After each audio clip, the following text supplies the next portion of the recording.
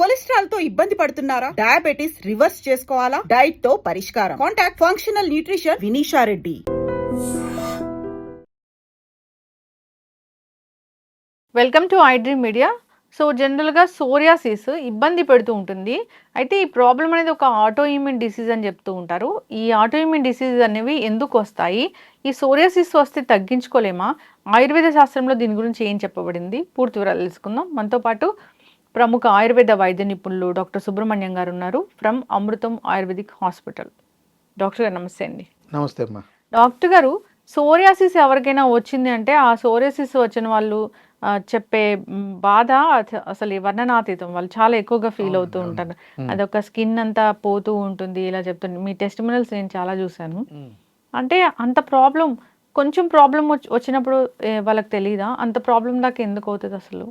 సరైన పరిష్కారం ఎక్కడ దొరుకుతుందో తెలియక కొంతమంది ఆయుర్వేదం మీద బాగా మంచి కమాండ్ ఉన్నా, లేదంటే వాళ్ళకు బాగా ఎక్స్పీరియన్స్ ఉన్నా, దీని మీద రోగం ఎందుకు వస్తుంది, ఈ ప్రాబ్లం అనే దాని మీద మంచి కమాండ్ ఉంటే బాగా చేయొచ్చండి.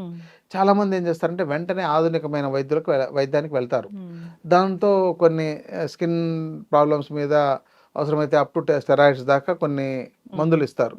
దీనివల్ల ఏమవుతుందంటే తాత్కాలికంగా తగ్గి మళ్ళీ అవి తీవ్రంగా అవుతుంటాయి. అసలు ఈ సోరియాసిస్ అనే దాన్ని ఆయుర్వేద పరంగా చర్చిస్తే కుష్ఠ వ్యాధుల కింద చెప్పారండి దీన్ని. ఆ కుష్ఠ వ్యాధులు అంటే చర్మ రోగాలన్నీ కూడా కుష్ఠ వ్యాధుల కింద చెప్పారు. ఇవి 18 రకాలు చెప్పారనమాట. ఈ వీటిల్లో దీనికి ఆధునికంగా సోరియాసిస్ అని, పామ్ సోరియాసిస్ అని, స్కాల్ప్ సోరియాసిస్ అని ఇలా రకరకాల పేర్లు కూడా ఉన్నాయి. అంటే తలలో మాత్రమే వస్తుంది, పొట్టుగా అసలు మనకు డాండ్రఫ్ ఉన్నట్టు.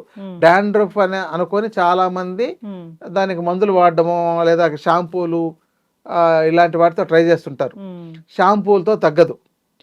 చుండ్రు కూడా కనీసం తగ్గించుకోలేకపోతున్నారు చాలా మంది. ఈ చుండ్రు అనే దానికిను ఈ స్కాల్ప్ సోరియాసిస్కు తేడా ఏంటంటే చుండ్రు పొడిగా రాలుతుంది. మనం ఇలా తల విదిలించినట్టే సన్నటి పొడిలాగా రాలుతుంది. అదే చేప పొలుసులాగా వచ్చింది అనుకోండి, అది స్కాల్ప్ సోరియాసిస్. చేప పొలుసులు అది బాగా మనం కంపేర్ చేసుకోవడానికి, పోల్చుకోవడానికి బాగా ఉపయోగపడేది. ఈ తలలో ఫస్ట్ ఎక్కువగా తలలో స్టార్ట్ అవుతుంది చాలా మందికి. తరువాత అది మెల్లమెల్లగా కిందికి వస్తూ ఇక ఈ ముఖ్యంగా చంకల భాగాల్లోనూ, ఇక్కడ పెరినియల్ రీజియన్స్లో కానీ వీటిలో ఎక్కువగా పెరుగుతుంది. ఎందుకంటే అక్కడ చెమట పట్టే భాగాలు ఉండేటప్పుడు ఇలాంటి చోట్ల పెరుగుతుంది. ఇంకొంతమందికి అరచేతుల్లోనూ అరిపాదాల్లో మాత్రమే వస్తుంది.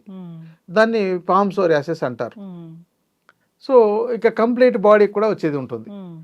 అయితే దీనికి ఆధునిక వైద్యంగా చెప్పిండేది ఏంటంటే ఆటో ఇమ్యూన్ డిజార్డర్. అంటే మన బాడీ, మా యొక్క ఇమ్యూనిటీ మనకే రివర్స్గా పనిచేయడం, లేదంటే మన బాడీలో ఉండే కణజాలము మన యొక్క ఇమ్యూనిటీతో దెబ్బతినడం, ఎలా చెప్తున్నారు.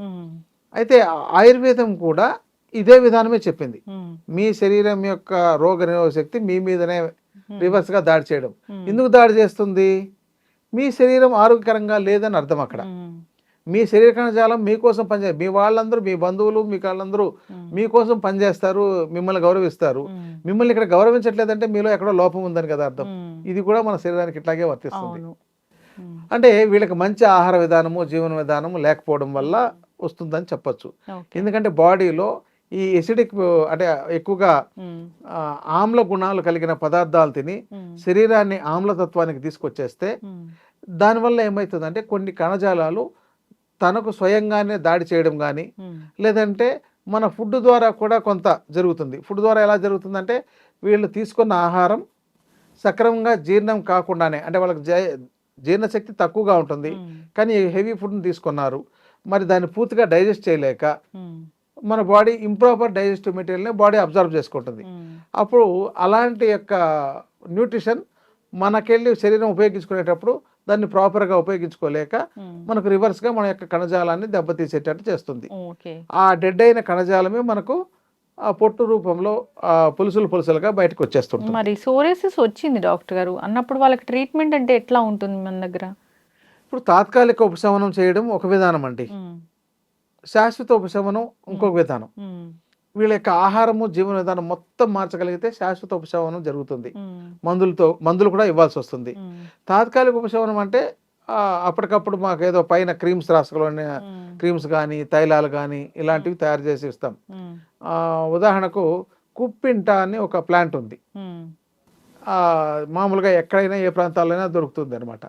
దానితో తైలం తయారు చేయొచ్చు. ఉమ్, దాన్నే ఇంకొక రకంగా అంటే ఆ, ఈ కుప్పింట ఆకును సేకరించి ఉమ్, బాగా నూరి పేస్ట్ లాగా చేసి మజ్జిగలో కలిపేసి ఉమ్, ఆ మజ్జిగలో మొత్తం పేస్ట్ లాగా చేసి మొత్తం శరీరానికి అంతా పూయాలి. ఉమ్, కానీ మళ్ళీ ఇప్పుడు ఏమవుతుందంటే ఈ కుప్పింట ఆకును సేకరించుకున్నప్పుడు వాటిలో కనుక క్వాలిటీ అక్కడ సరిగా లేకుండా దాంతో ఏదైనా పురుగులు లాంటివి ఉన్నాయనుకోండి, ఇంకెక్కువ వీళ్ళకి ఇంకా దురద ఎక్కువ అవుతుంది. ఉమ్. అందుకని అదేదో కుప్పింటాకు చెప్పారండి మేము రాస్తే మాకు మొత్తం ఇంకా దురద ఎక్కువైంది అంటారు. కుప్పింటాక్ అంటే ఏదన్నా గాయాలైనప్పుడు కూడా దాన్ని పసరు పోస్తారు, అదేనా డాక్టర్ గారు? అంటే మీరు చెప్పేది గ్రీన్ నల్లాలమని అంటారు అట్లాంటిదా? ఏమో.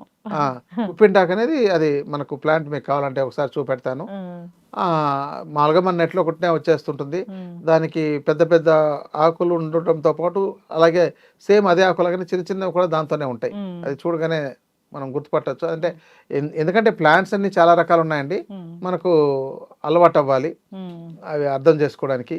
తర్వాత ఉమ్మెత్త చెట్టు కూడా పనిచేస్తుంది. ఉమ్మెత్త ఆకు, ఉమ్, ఉమ్మెత్త అది poison plant. Very poisonous. So మనం అంతకుముందు కొన్ని ఛానల్స్ లో వీడియోస్ వేరే గెస్టులు చెప్పినప్పుడు దాన్ని వాడుకొని ప్రాణాల మీదకి తెచ్చుకున్న వాళ్ళని కూడా మనం చూసాం. అది కొన్ని దాన్ని వాడే Internal విధానం గా. తెలియాలండి. ఆ. ఇంటర్నల్ గా అది వాడేది కాదు, ఉమ్, పైపూతగా వాడేది. ఉమ్, దాంతో మళ్ళీ ఉమ్మెత్తలో నల్ల ఉమ్మెత్త అని వస్తుంది. ఉమ్, అది విషపు ఇదే కానీ మనకు అంత ప్రమాదకరం కాదనమాట. ఉమ్, మెడిసినల్ వాల్యూస్ దాంతో బాగుంటాయి. ఓకే. దాని యొక్క ఆకు రసం అప్లై చేసినా కూడా తగ్గుతుంది అనమాట. ఉమ్, దానికి ఆకు రసానికి కొంచెం పసుపు అప్లై చేసి చేసుకోవడం, ఉమ్, లేదంటే సున్నము ఉమ్, కలిపి అప్లై చేసినా కూడా తగ్గుతుంది అనమాట. ఉమ్, అంటే ఈ పులుసులన్నీ కూడా ఊడిపోతాయి. ఓకే. అంటే ఆ గట్టిగా గజ చర్మం లాగా వచ్చేసి ఉంటుంది కొంతమందికి, మొత్తం పైకి ఉబికినట్టు వచ్చేసి ఉంటుంది. అలాంటి దాన్ని ఈ యొక్క కుప్పింటాకు ఉమ్, కొద్దిగా సున్నము కలిపి నూరి పేస్ట్ లాగా చేసి ఉమ్, దాన్ని అప్లై చేస్తే వెంటనే అది బాగా మంట కూడా వస్తుంది. ఉమ్, అది డ్రై అయిన తర్వాత కడిగేస్తున్నట్లయితే ఆ పులుసులు లాంటివి ఊడిపోతాయి. ఉమ్, ఇది పైపూతగా మాత్రమే పనిచేస్తుంది. ఉమ్, ఇక లోపలికి మనం లోపల నుంచి ఇలా తయారు కాకుండా ఉండడానికి ఉమ్, ఇంటర్నల్గా మెడిసిన్ ఇవ్వాలి. ఉమ్, ఇక్కడ ఏం చేస్తామంటే శోధన చికిత్స గతంలో ఒక ఎపిసోడ్లో మీకు చెప్పాను. ఉమ్, అంటే శరీరంలో లోపల పేరుకున్న మలినాలన్నింటినీ తొలగించే ఉమ్, ఒక చికిత్స. ఇది పంచకర్మ చికిత్సలో ఒక భాగంగా ఉమ్, శోధనం చేయడం, అంటే వాళ్ళకు నెయ్యి లాంటిది తాపించి దాంతో విరేచనం చేయించి చేస్తామన్నమాట. ఉమ్, ఇక కొంతమందికి గ్రామీణ ప్రాంతాల్లో ఉన్న వాళ్ళకు ఎలా చేసుకోవాలో తెలియకపోయినప్పుడు ఉమ్, అరగ్వద అంటారు, రేల చెట్టు. ఉమ్.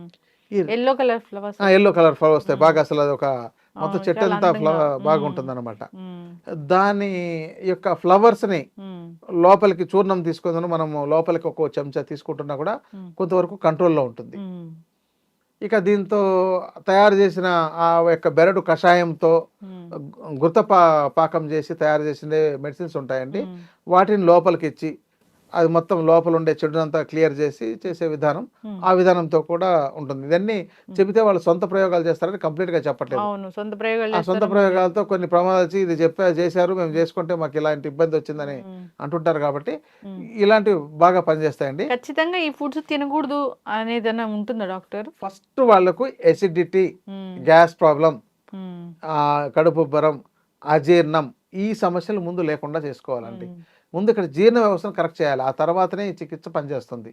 ఇవేవో మేము మందులు వేసుకుంటున్నామండి పని చేయట్లేదని అంటే వాళ్ళు జంక్ ఫుడ్ లాంటివి తింటూ ఆ మందులు వేసుకున్నా కూడా ఉమ్, పనిచేయదు. ఓకే. కాబట్టి ఖచ్చితంగా ఉమ్, బ్రహ్మాండంగా చేయొచ్చు, లేకుండా చేయొచ్చు. ఉమ్, వాళ్ళలో కొంత ఓపిక, సహనం ఉండాలి. ఉమ్, మందుని ఇష్టంగా తీసుకోవాలి, పూర్తిగా కష్టంగా తగ్గిపోతుంది. తీసుకోకూడదు. పూర్తిగా తగ్గిపోతుంది. పూర్తిగా తగ్గుతుందండి. ఉమ్, కొంతమంది వాళ్ళ యొక్క ఇప్పుడు ఒక ఆయన వచ్చేవారు, ఉమ్, సోరియాసిస్ మందులు బాగా పనిచేస్తున్నాయండి, నాకు అసలు ప్రాబ్లం లేదు. ఉమ్, కానీ ఆయనది ఎప్పుడు నైట్ జాబ్, ఉమ్, నైట్లో మేల్కో ఉండడం, పగలు నిద్రపోవడం. ఉమ్, దాంతో ఏమైతుందంటే హార్మోన్ ఇన్బ్యాలెన్స్ వస్తుంది. ప్రకృతికి ఎప్పుడైతే విరుద్ధంగా పనిచేస్తారో ఆ సమయంలో వస్తుంది. కాబట్టి ఉమ్, ఆయనకు ఆ ఫుడ్ లైఫ్ స్టైల్ ఏదైనా తేడా వచ్చినప్పుడంతా ఈ సమస్య వస్తుంది. తర్వాత ఇవన్నీ హెర్బ్సే కాకుండా దీంతో మినరల్ కాంపౌండ్స్ ఉన్నాయి, ఉమ్, రసౌషధాలు అని అంటారు. ఇక అవి కొంత బాగా పనిచేస్తాయి. వాటిని జాగ్రత్తగా శుద్ధి చేసి తయారు చేసిన వాటిని వాడాలి. ఈ ఆయుర్వేదంలో చాలా చెప్పిందండి, అన్నీ చేయట్లేదు కాబట్టి కొందరు ఈ చికిత్స చేసి పూర్తిగా తగ్గించే వాళ్ళు ఉన్నారు. కొందరు ఓన్లీ సోరియాసిస్ని స్పెషాలిటీగా తీసుకొని మొత్తం చికిత్స చేసి తగ్గించే డాక్టర్లు దాన్ని సెలెక్ట్ చేసుకునే వాళ్ళు ఉన్నారు. ఇక మన దగ్గరకు వస్తే ప్రారంభ స్థాయిలో ఉండే వాళ్ళందరికీ తగ్గిస్తున్నాం. ఇంకొంతమంది వాళ్ళు జాగ్రత్తగా వాడిన వాళ్ళు పూర్తిగా తగ్గుతోంది. వాళ్ళు నిర్లక్ష్యం, అదేదో ఇన్స్టాల్మెంట్గా మందులు వాడడం ఇలాంటివి చేసినప్పుడు సక్రమంగా తగ్గదు. కొంతమందికి వాళ్ళ యొక్క స్ట్రెస్ని తగ్గించుకోమని, ఫుడ్ లైఫ్ స్టైల్ మార్చుకోమని చెప్పినా కూడా కొందరు మార్చుకోలేకుండా ఉంటారు. వాళ్ళు తొందరగా రిజల్ట్ రాదు. కానీ ఇప్పుడు చాలా మంది పిల్లల్లోనే వచ్చేస్తుందండి. ఇప్పుడు సోరియాసిస్ ఉన్న వాళ్ళు నాన్ వెజ్ తినకూడదా డాక్టర్ గారు? తినకూడదనే చెప్పాలండి. ఎందుకంటే ఇక వీళ్ళకి అసలే వీళ్ళ యొక్క శరీరంలో ఉండే మాంసం చెడిపోతుంది. ఇంకా వీళ్ళు ఇంకో చెడిపోయిన మాంసాన్ని వీళ్ళు మళ్ళీ తింటారు. కాబట్టి అది చనిపోయిన మాంసం కదా, జీవం లేని మాంసం. ఆ మాంసం మళ్ళీ ఇంకా ఎక్కువ వృద్ధి చేసి ఇబ్బంది పెడుతుందండి. ఇంకోటి ఏంటంటే కొంత వంకాయ, గోంగూర, శనగపిండి ఇట్లాంటివి కూడా కొంత ఇబ్బంది పెడతాయి. అంటే ఇక్కడ ఏంటంటే మనకు కొన్ని పదార్థాలు డిఫరెంట్గా పనిచేస్తాయి. ఎగ్జాంపుల్ చింతపండు ఉంది, చింతపండు తినొద్దని చెప్తాం ఇక్కడ. ఎందుకు అని అంటే చింతపండు అది విషమైన అమృతమైన దాన్ని న్యూట్రల్ చేసేస్తుంది. అంటే ఎవరైనా విషం తాగాడు అనుకోండి, అతనికి చింతపండు రసం తాగించితే వెంటనే ఆ విషం యొక్క ప్రభావాన్ని తగ్గించి వాళ్ళకు శరీరానికి హాని చేయకుండా ఆపగలుగుతుంది అనమాట. అలాగే ఇక్కడ కూడా మెడిసిన్ ఇచ్చినప్పుడు ఈ మెడిసిన్ యొక్క ప్రభావాన్ని తగ్గించేస్తుంది అనమాట, చింతపండు న్యూట్రల్ చేస్తుంది. కాబట్టి చింతపండు అంటే ఇక్కడ ఏంటంటే చాలా మందికి ఒపీనియన్, పథ్యం పాటించాలి, మాకు ఇష్టం, అసలే మాకు చింతపండు అంటేనే ఇష్టం, స్వీట్లు అంటేనే ఇష్టం. ఇక్కడ ఏంటంటే సోరియాసిస్ పేషెంట్ చింతపండు, స్వీట్స్ చాలా వరకు అవాయిడ్ చేయాలి. ఇంకా ఈ వంకాయ, గోంగూర ఇవేంటంటే మన శరీరంలో లోపల ఏదైతే సమస్య ఉంటుందో దాన్ని బయటకు తీసుకొచ్చి పెడుతుంది. అందువల్ల వీళ్ళకి ఆల్రెడీ లోపలే సమస్య ఉన్నప్పుడు దాన్ని తీసుకున్నట్లయితే కొంతమందికి దురదలు వచ్చాయని అంటారు. కాబట్టి ఇలాంటి వాటిని అవాయిడ్ చేయమని చెప్తాం. సాఫ్ట్ ఫుడ్ తీసుకోమని చెప్తాము. కొంచెం నెయ్యి చాలా మంచిదండి, దీనికి బాగా మంచి శోధనం చేస్తుంది. ఇంకా మంచి మందులు చాలా ఉన్నాయండి. అది వైద్యుల పర్యవేక్షణలో వీలైనంత వరకు వాళ్ళ కండిషన్ బట్టి, వాళ్ళ వయసును బట్టి, వాళ్ళ శరీర తత్వాన్ని బట్టి చికిత్స చేయాల్సి వస్తుందండి. ఇక దీనితో ఇంకొక సమస్య వస్తుందన్నమాట. ఇది ఆటోఇమ్యూన్ ప్రాబ్లం కాబట్టి ఈ జాయింట్ పెయిన్స్, సోరియాటిక్ ఆర్థరైటిస్ అని చాలా మందికి అది వచ్చేసి ఉంటుంది అనమాట. వాళ్ళకు వాపులు, ఈ రెండు రకాల సమస్యలు ఒకే దాని కిందకి అయిపోతే అప్పుడు వాళ్ళకి పెయిన్స్ తగ్గించాలి, ఈ చర్మ సమస్యలు తగ్గించాలి. కాబట్టి వాళ్ళు కొంత సహకరించగలిగినట్లయితే చాలా బాగా చికిత్స చేయొచ్చు. చక్కటి ఇన్ఫర్మేషన్ డాక్టర్ గారు, చాలా చక్కగా చెప్పారు. సోరియాసిస్ అనేది ఒక ఆటో ఇమ్యూన్ డిజార్డరు. మన జీవన విధానంలో సరైన మార్పులు చేసుకోవాలి, తగ్గించుకోవాలంటే ఎసిడిక్ ఫుడ్కి దూరంగా ఉండాలి. సో జనరల్గా ఆయుర్వేదం అంటేనే ఆహా నియమాలు చెప్తారు, దీనికైతే ఖచ్చితంగా ఆహా నియమాలు పాటించాల్సిందే. సో అప్పటికప్పుడు తగ్గించుకునేది ఉంటుంది, ఆయుర్వేదంలో పూర్తిగా తగ్గించుకునే చికిత్స విధానం కూడా ఉంటుంది. కాబట్టి ఫాలో అవ్వాలని కోరుకుందాం డాక్టర్ గారు. ఇబ్బంది పడుతున్నారన్నప్పుడు కాంటాక్ట్ చేయండి. చక్కటి ఇన్ఫర్మేషన్. ధన్యవాదాలు. ధన్యవాదాలు. And for more videos, please subscribe to iDream. Please subscribe to iDream. Please subscribe iDream. And please subscribe to iDream. For more videos, subscribe to iDream. please like, share and subscribe to the channel. Congratulations, iDream. Subscribe to iDream. Subscribe to iDream. So subscribe to iDream Media. iDream ki iDream team andarki huge congratulations. Please subscribe iDream Media. Please subscribe to iDream.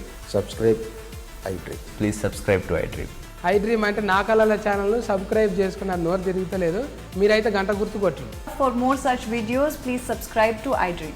Subscribe to iDream. Please subscribe to iDream. Please subscribe iDream Media. Please do subscribe to iDream. Please subscribe to iDream Media. For best entertainment and information, please subscribe iDream. And don't forget to subscribe to iDream.